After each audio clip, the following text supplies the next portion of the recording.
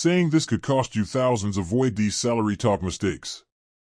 Have you ever walked into a salary conversation and suddenly felt like your voice shrank? Like you had all the right intentions, but the wrong words just sort of stumbled out? You rehearsed the big talk in your head, maybe even practice in front of a mirror, but then boom, one tiny phrase escapes, and the vibe shifts. You leave the meeting wondering, did I just undersell myself? Or worse, did I totally mess that up? If you've ever been there, trust me, you're not alone. Negotiating salary can feel like standing on a tightrope without a net. Especially when you're just starting out in your career or transitioning to a new job, it's easy to think that gratitude is the same as acceptance. That being polite means saying yes to everything. That asking for more is somehow greedy. But here's the truth, words matter. A lot more than we think. The way we phrase things in a salary negotiation, even the most innocent-sounding lines, can shape how we're perceived. Not just in that one meeting, but long-term. It can set the tone for our earning potential, our value in the company, and even how much respect we command. That's why today, we're diving into 5 phrases you should absolutely avoid during salary negotiations and, more importantly, what to say instead. Let's start with the one that's probably the most common and the most dangerous. It sounds something like, "I'm just happy to be here." Maybe you've said this. Maybe you meant it in a good way. A humble way. And I get it, we want to show appreciation. We don't want to come off as entitled. But here's the thing, saying you're just happy to be here plants a seed in the other person's mind. A seed that says, you don't need to offer me more. I'll take whatever. It tells them that your presence, your skills, your time, all of that is secondary to simply getting the opportunity. Let me put it this way, would you ever hear a company say, "We're just happy to have your resume"? No. They make their value known. So should you. Instead of saying, "I'm just happy to be here," try saying, "I'm really excited about this opportunity and eager to contribute meaningfully." That way, you express enthusiasm without downplaying your worth. It's about shifting from passive gratitude to confident engagement. The second phrase? Whatever you think is fair. I know it sounds respectful, right? It sounds like you're trusting them to make the call. But this line hands over all the power. It gives away the one thing you absolutely need in a negotiation, your voice. You've done the work. You've built the experience. You've done your research. And now, in this moment, you're saying, "You decide what I'm worth." That's not strategy, that's surrender. Let me tell you about a friend of mine, Mia. Fresh out of university, she landed a job she was thrilled about. When it came time to talk salary, she said exactly that, "Whatever you think is fair." The company offered her something, and she took it. 6 months later, she found out that a colleague with less experience had negotiated and was earning nearly $5,000 more a year. Same role. Same title. Just more confidence. What should Mia have said? Something like, "Based on my experience, my skills, and market research, I believe a salary in the range of X to Y would be appropriate." Boom. Clear. Calm. Assertive. No drama. No ego. Just facts. And while we're at it, let's talk about another one that often sneaks into these conversations, "I think." Or "I feel like." As in, "I think I deserve." Or "I feel like this is fair." Now listen, there's nothing wrong with having thoughts and feelings. We're human. But in the context of a salary negotiation, these phrases can come off as uncertain or emotionally driven. They make it sound like you're guessing. Or worse, apologizing. Instead, swap that soft language for stronger footing. Say, "Given my background and the scope of this role, I believe." Or "according to the industry standards and my experience level." It's a subtle shift, but it's powerful. It shows that you're not just pulling numbers out of the air. You're coming prepared. Grounded in research. Rooted in value. So we've touched on 3 common traps already: saying, "I'm just happy to be here," deferring with "whatever you think is fair," and softening with "I think" or "I feel like." These might seem small, but they quietly undermine the confidence you've worked so hard to build. And trust me, employers pick up on those signals. Not because they're trying to lowball you, but because negotiation is often a mirror. If you show up unsure, the offer might reflect that. Now that we've unpacked these first few missteps, let's keep going because the next ones are sneaky and just as important to avoid. Let's dive into another phrase that seems harmless on the surface, but can quietly sabotage your entire negotiation. It's this one: I'll take whatever you can offer. Now, I know this might sound like a polite way to show you're flexible, especially if you're really hoping to land the job. Maybe you're thinking, I just need to get my foot in the door, or this company is so competitive, I should be grateful for anything. But here's what happens when you say whatever you can offer. You create a wide open space for the company to offer you the bare minimum. Imagine walking into a car dealership, pointing at a car you really like, and saying, I'll pay whatever you want. You can already picture how that goes, right? Negotiation isn't about being demanding. It's about being clear. It's about having boundaries and showing that you know your worth. So what can you say instead? You could go with something like, I'm open to finding a number that works well for both of us, and based on my research, I'd be comfortable in the $X, $Y range. That statement hits all the right notes. It shows you're flexible but not desperate. It shows you've done your homework and you're ready to collaborate, not just receive. Let me share a quick story. Josh, a graphic designer friend of mine, once got an offer for a full-time role at a creative agency he loved. When they asked about salary expectations, he said exactly that: whatever you can offer is fine. He just wanted the job so badly. And they did offer something lower than he'd expected, but he took it. Fast forward a few months, he found himself overworked, underpaid, and feeling undervalued. The worst part? When he finally brought it up, his manager said, "We thought you were okay with it, you didn't push back." It was a tough lesson, but a good one. Josh realized he'd set the tone from day one. And once you do that, it's really hard to go back and renegotiate.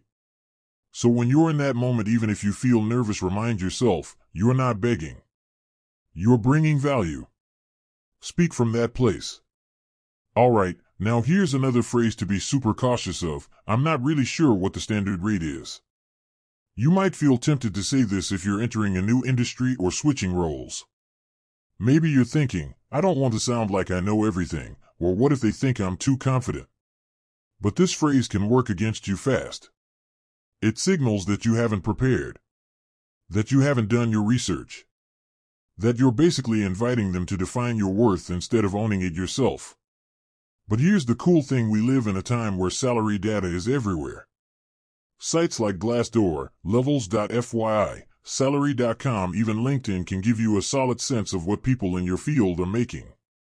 And if the exact title or role is hard to find, you can still look up similar positions in your city, at companies of similar size. The point is, information is power. When you say, I'm not sure, you give that power away. Instead, you could say, from what I've seen, the industry average for this role is in the $X, $Y range, depending on experience and company size. Given my skills and background, I believe I align well with that. That kind of statement doesn't just show confidence, it shows you did your homework and you're approaching the conversation like a professional. Let's be real for a second: salary negotiation isn't always comfortable. Most of us weren't taught how to do it in school. It's not something you pick up naturally in your early 20s. And if you grew up in a household where money wasn't talked about openly, then yeah, of course it feels awkward. But here's the thing: the discomfort is temporary. The salary you accept, that lasts. That becomes your starting point, your baseline. And it affects everything down the line, from promotions to future job offers to retirement savings. So whether you're walking into your first salary negotiation ever, or you've been burned by one in the past, the key is to walk in with awareness. These phrases, whatever you can offer, I'm not sure what the standard is, they sound like you're being agreeable. But they actually create space for you to be undervalued. Not because companies are out to get you, but because you're not giving them a strong starting point. Now, before we wrap up, let's pause for a moment. Think about a time when you didn't speak up, not just in a negotiation, but in any situation. Maybe in a group project, or at work, or even just among friends. How did it feel afterward? That tiny voice in your head going, "I should have said something." That's the voice we want to listen to next time. That's the one telling you, you're more capable than you think. And speaking of what not to say, we still have one more phrase to cover.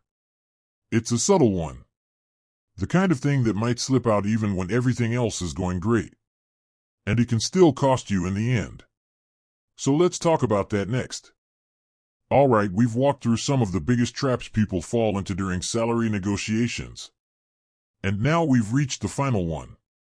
The phrase that sounds like it's meant to help, but often backfires without you even realizing it. It's this: "I'll prove myself first, and then we can talk about salary later." Now, I get it. This one comes from a really sincere place. You want to show that you're a team player. That you're not just here for the paycheck.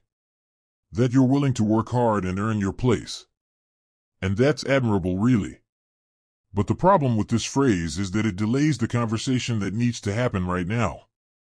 Think of it like this: imagine renting an apartment. You don't say, "I'll move in, live here for a few months, and then we'll talk about the rent." No, that agreement happens before you step through the door. Because once you're in, once you've accepted the role, it becomes a lot harder to revisit those terms. The company now sees your starting point is set. And it might take a full year or more to revisit it. Let me tell you about someone I met at a career panel once. Her name was Liana.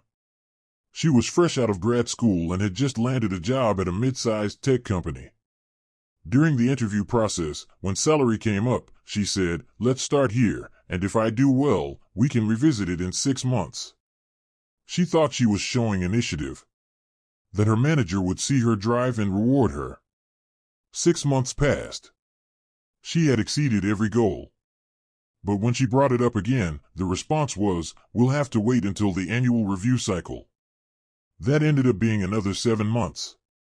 And by the time she got the raise she wanted, she realized she'd lost over $7,000 in earnings, all because of one phrase, said with the best of intentions. So, what could she have said instead? Something like, "I'm confident that I'll bring value to this role right away. That's why I believe starting at X would reflect my experience and the contributions I'm ready to make." It's direct, it's positive, and it respects both you and the company. No promises. No delays. Just clarity. And that's really what this whole conversation comes down to: clarity. You don't have to be aggressive. You don't need to be the loudest voice in the room. But you do need to be clear about who you are, what you bring to the table, and what you're worth. Let's take a step back and breathe for a second. Negotiating salary isn't just about money. It's about mindset. It's about breaking out of the idea that I'm lucky just to be here. You're not lucky, you're prepared. You're capable. You're ready. And yes, there's always more to learn. But that doesn't mean you have to play small while you're learning. You can grow and still ask for what you deserve. You can be humble and still be clear. You can be grateful and still set boundaries.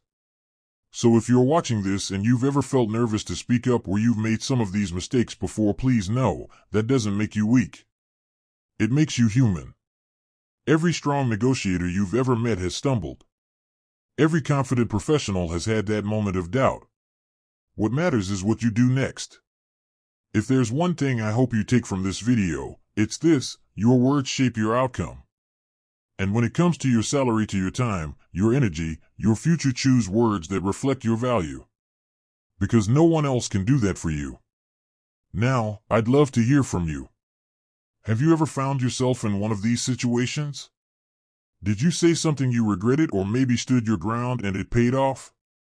Share your story in the comments. You never know who might need to hear exactly what you've been through. If you found this helpful, go ahead and hit that like button. It really helps us reach more people who are navigating these exact same challenges. And if you want more honest, real-world advice on career growth, interviews, and building your path with purpose, make sure to subscribe to the channel. And hey, if no one's told you this yet today, you've got this.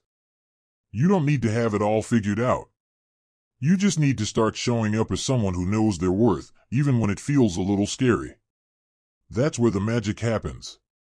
Until next time, keep going, keep growing, and remember, your next opportunity might be one bold conversation away.